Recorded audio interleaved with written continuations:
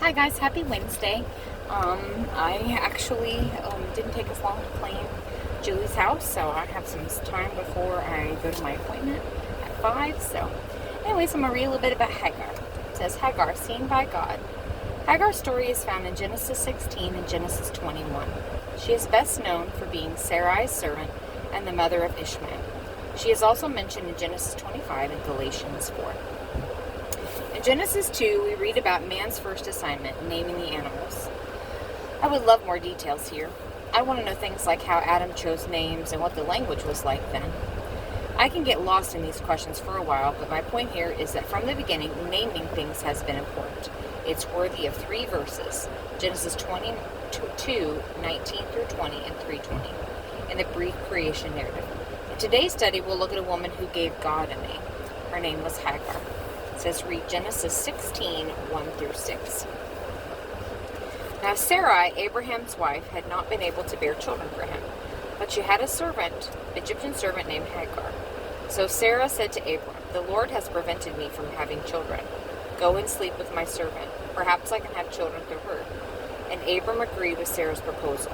So Sarai, Abram's wife, took Hagar, the Egyptian servant, and gave her to Abram as a wife. This happened 10 years after Abram had settled in the land of Canaan. So Abram had sexual relations with Hagar, and she became pregnant. But when Hagar knew she was pregnant, she began to treat her mistress Sarai with contempt. Then Sarai said to Abram, this is all your fault. I put my servant into your arms, but now that she's pregnant, she treats me with contempt. The Lord will show who is wrong, you or me. Abram replied, look, she's your servant. Deal with her as you see fit. So Sarai treated her so harshly that she ran away. It says these are verses that we looked at from Sarah's perspective, but let's consider Hagar.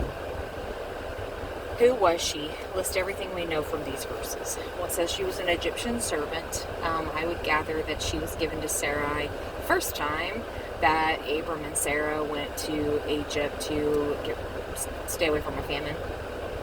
And Abram ended up with a whole bunch of stuff, and Sarah was in the Pharaoh's harem. So I'm assuming that Hagar came from there, because otherwise there's no reason for them to have an Egyptian servant. She married Abram, and she became pregnant. It says, we don't know for sure, but many scholars believe that Hagar was probably acquired as a servant for Sarah during her time in Egypt. The word slave or servant in Genesis 16:1 indicates that Hagar was more likely a personal servant, not a common household slave. This gave Sarah authority to command her. While the practice of having a slave become a servant wasn't out of the ordinary for the time, Scripture makes it clear that Sarai offering Hagar to Abram was wrong. In Genesis 15, God promised Abraham that his descendants would be more than numerous than the stars, and it says Abram believed God. However, he trusted Sarah's impatience over God's timing. Abram slept with Hagar, and she became pregnant. As we consider Genesis 4 through 6, what happened to the relationship between Sarah and Hagar once Hagar knew she was carrying Abram's child? How was Hagar personally affected by Sarah's decision? I think Hagar probably knew she was Sarah's substitute. And in both of these situations, there was probably jealousy involved. Sarah wanted a baby. Hagar wanted true love. It says Hagar looked at Sarah with contempt. We don't know what that looks like, but we can only imagine specifics. But we do know that Sarah blamed Abram for Hagar's contempt. Abram told Sarah to do what she wanted with her servant. This was the reversal of roles for Hagar from Abram's, quote, wife, the mother of his child and the servant of his wife. Sarah mistreated Hagar so badly that she ran away. It says read 7 through 16. Sarai treated Hagar so harshly she ran away. The angel of the Lord found Hagar beside a spring of water in the wilderness along the road to Shur. The angel said to her, Hagar, Sarah's servant, where have you come from and where are you going? I think it's interesting the angel addressed her as Sarah's servant, and I think somewhere also he talks about Sarah, your wife, so God doesn't acknowledge the marriage there. I'm running away from my mistress Sarah. The angel of the Lord said to her, return and submit to her authority. He added, I will give you more descendants than you can count. And the angel also said, you are now pregnant and will give birth to a son.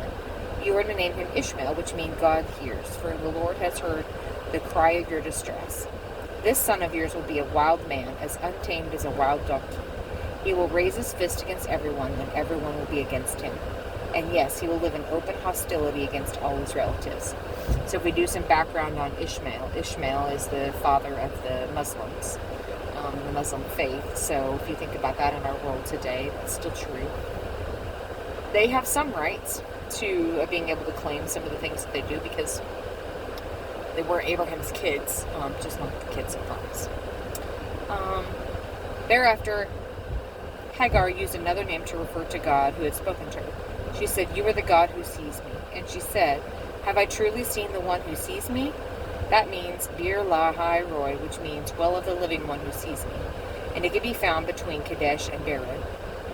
So Hagar gave Abram a son, and Abram named him Ishmael. And Abram was 86 years old when Ishmael was born. People, sometimes they have issues with the angel of the Lord. It says the angel of the Lord found Hagar beside a spring. But anytime they encounter the angel of the Lord, then they call him God. And so a lot of scholars believe this is the pre-incarnate Jesus. They just didn't know to call him Jesus. So angel of the Lord and God are both accurate as well.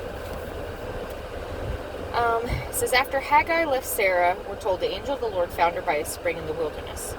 We don't know who the angel of the Lord is in this passage. Angel means scholar, so it can be a messenger of God, but some believe it is also the pre-incarnate Christ, meaning the Son of God before he took on flesh.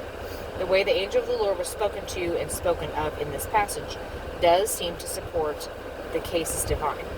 The angel of the Lord found Hagar. He spoke to her. He heard her. God Almighty, sovereign, all-knowing, and all-powerful is also personal. He came to a young slave woman on the run and spoke to her. Think for that for a moment. What promises did he make to Hagar? Well, if we go back and read, it says he asked her what she was doing, and he says, return to your mistress, I will give you more descendants than you can count. And then he also gives her the name Ishmael, which means God hears. Why would those promises be important to her based on what we know about her life? Well, that she would have descendants. Makes you wonder, as far as we know, she only has Ishmael through Abraham. So if she's going to have multiple descendants, is he talking about all of Ishmael's kids? Or does Hagar find a husband after she leaves and has more family? They don't know for sure on that.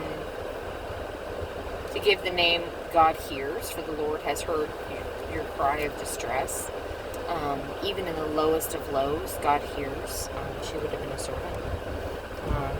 Said that it would have. I wrote that it would have encouraged her that she was a person, not just property, because in that day and age, Sarah owned her. Hagar came from a world where gods did not reveal their natures. They were far off. So the God of Abraham coming close means a lot. Not only that, he gave a promise to Hagar. He told her to name her son Ishmael, which means God hears. He said her son would be a wild donkey and would settle near his relatives. The ESV Bible points out that this shows Ishmael's life would be unlike his mother's. He would not be enslaved in a foreign land. Instead, he would be independent, but would live in hostility towards others. It says, reread Genesis 16:13. What name did she give him and what did it mean? What name did she give God and what did it mean? It says 13. Hagar used another name to refer to the Lord after he had spoken to her. She said, you are the God who truly sees me. I have a italicity neck there that says, the Hebrew word is Elroy. That means the well there was named Bir Lahai Roy, which means well of the living one who sees me.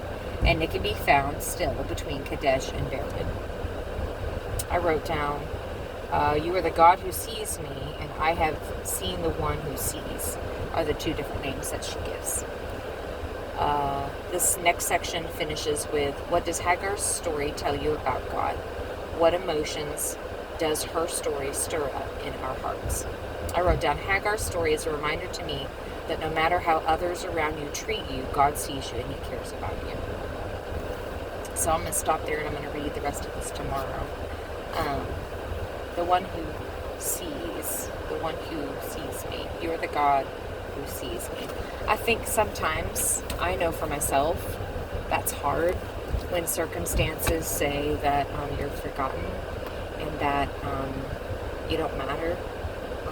The world is very driven by status and by money and by things like that. And so to know that God, who created the universe, sees and hears all things. I think it's encouraging. Hagar's an encouraging story. I'm never really annoyed with Hagar because I think she gets the raw end of the deal. She was a slave to begin with. I would love to know more about her history. Where did Abimelech get her? You know, when she was in Egypt? Was she an Egyptian? Was she just in Egypt, a slave from Egypt? It says Egyptian slave, so you would assume she was Egyptian, but we just don't know. So I think that's interesting.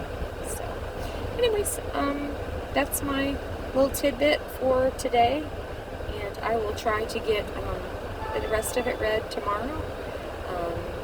I don't have too much crazy. I need to pack my bag to go to Kansas tomorrow, but other than that, tomorrow is actually a more breathable day for me before I change everything next week. I'm thinking I have to leave the house at 6 in the morning, starting Monday till, the foreseeable future, to be at work at 7. I get off at 3:30, 4 o'clock. I'm scheduled to check in on Wanda Monday, Tuesdays, and Thursdays from 4:30 to 6, so maybe I'll get to it in the evenings. But I want to make sure that I get this done. So it may be a couple times a week and not every day that I get a video made, but I do want to continue to do a woman a week like I had originally intended with the girls. So anyways, if you'll be praying for that changeover, and just life in general. Chris has some health issues. I've had some issues with my legs and my ankles, and so anyways, just a lot going on. So anyways, but I'm trying to be thankful and grateful that God's at work. So anyways, the one who sees me is with me, so I know he's with you too. Love you guys, and I'll talk to you later.